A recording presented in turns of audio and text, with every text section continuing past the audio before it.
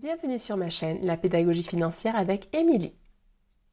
Aujourd'hui, nous allons parler des crédits et des réductions d'impôts afin de vous permettre de réduire votre imposition. Jingle.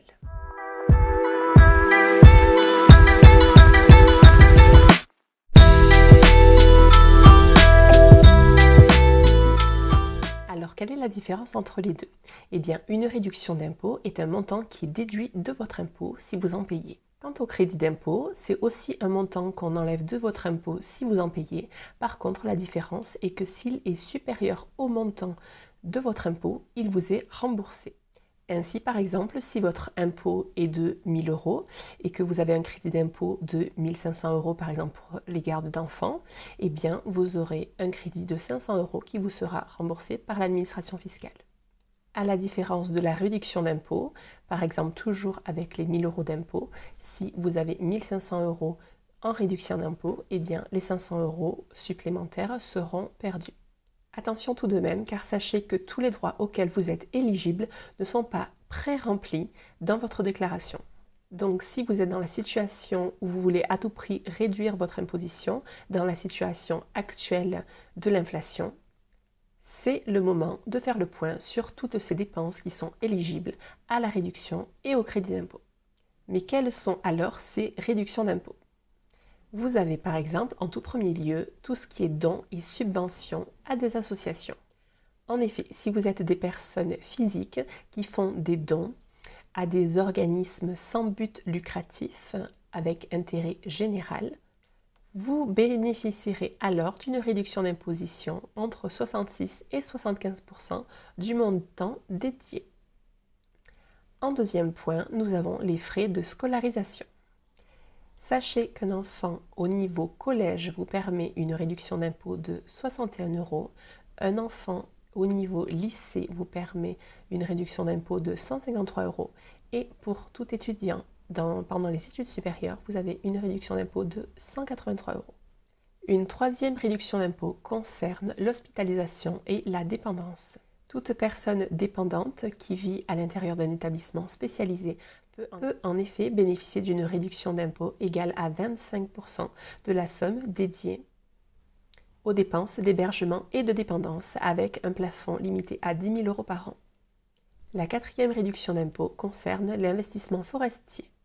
En effet, sous certaines conditions, les contribuables peuvent bénéficier de 25% du montant dédié à l'investissement forestier.